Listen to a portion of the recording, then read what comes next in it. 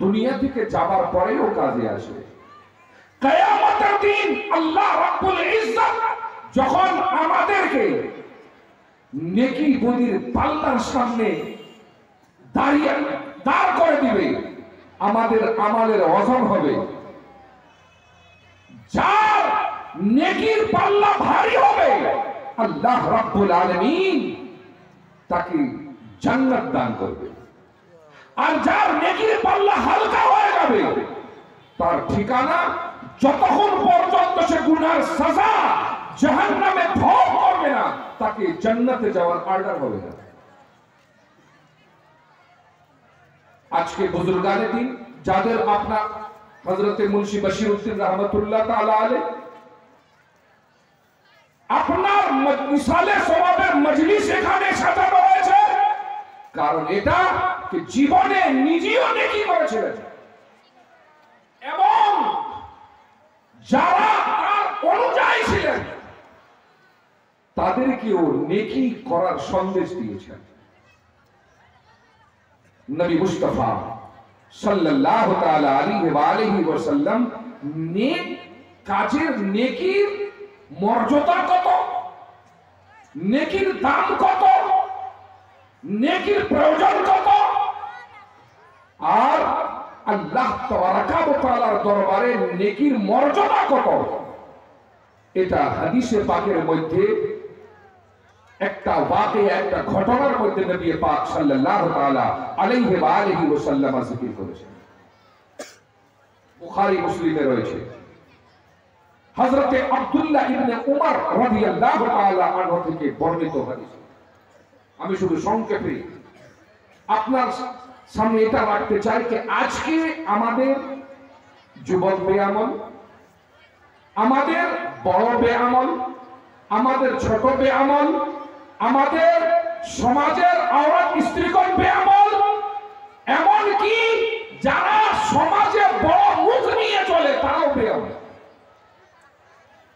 নবী করিম সাল্লাল্লাহু তাআলা আলাইহি ওয়া আলিহি ওয়াসাল্লাম একটা এরকম সমাজ গঠন করেছিলেন যে মসজিদের মধ্যে কোন একজন বুড়ো মানুষ, বৃদ্ধ মানুষ যদি সে এশার পরে 500 রাকাত নামাজ আদায় করতেন, তো একটা যুবক ওই রাতে একেবারে 1000 রাকাত নামাজ পড়ে বাড়ি। মনে রাখবেন, সমাজের যুবকরা যখন গুনেগার হয়ে যাবে, সমাজের যুবকরা যখন নাফরমান হয়ে যাবে, সমাজের যুবকরা যখন শারাবি হয়ে যাবে, সমাজের যুবকরা যখন জুয়ারি হয়ে যাবে, সমাজের যুবকরা যখন জানি হয়ে যাবে, সমাজের যুবকরা যখন পাপী হয়ে যাবে, সমাজ নষ্ট হয়ে যাবে। সমাজে বরকত থাকবে না, সমাজে ইজ্জত থাকবে না, সমাজে মান সম্মান থাকবে না, সমাজের মধ্যে আল্লাহর রহমত থাকবে না। আর যেই সমাজের মধ্যে আল্লাহর রহমত বর্ষণ না হয় সেই সমাজের মধ্যে লানত বর্ষণ হয়ে থাকে। সে শয়তানের সমাজ, সে ইবলিসের সমাজ। मोमिन का समाज तो वो है कि मोमिन ज़ोहर, असर, मगरिब और इशा व फज्र जब कभी उसे मुअज्जिन पुकारे हय्या अलस सलाह, तो वो कहे लब्बैक अल्लाहुम्मा लब्बैक। ऐ परवरदिगार, ये अज़ान अगर मेरे लिए हुई है तो नमाज भी मैं ही अदा करूं। नमाज पढ़ी ना नबी मुस्तफा सल्लल्लाहु ताला अलैहि वसल्लम। দেখেন, চান্দা হওয়ার তো স্টেজে দরকার, তো আপনারা সবাই জানেন। গামছা নিয়ে আপনাদের আগে গিয়েছে, আল্লাহ রাব্বুল আলামিন খুব জানেন। তো যে 500 টাকার নিয়ত এসেছেন 500 টাকা দিবেন, 1100 টাকার নিয়ত এসেছেন 1100 টাকা দিবেন। যত বেশি দিবেন মা বাপের ইসালে সওয়াবের জন্য আল্লাহ রাব্বুল ইজ্জত তার মধ্যে যদি 1 পয়সা হালাল থাকে, নিশ্চয় আপনার আমাদের মা বাবাকে ক্ষমা করে আল্লাহ রাব্বুল ইজ্জত জান্নাত দান করেন।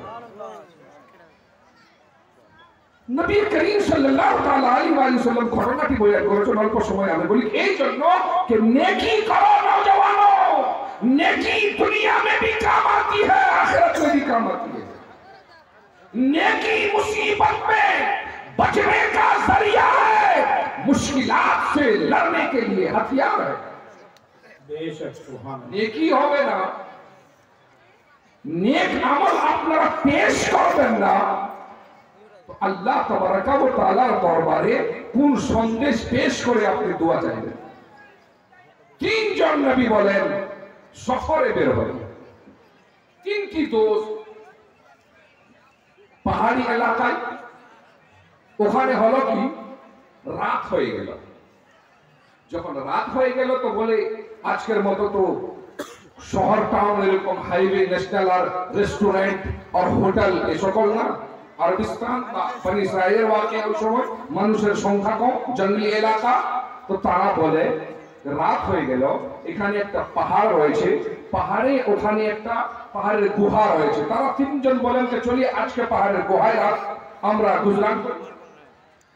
বলা হয়েছে তিনজনে যখন ভিতরে গেল, পাহাড়ের উপর থেকে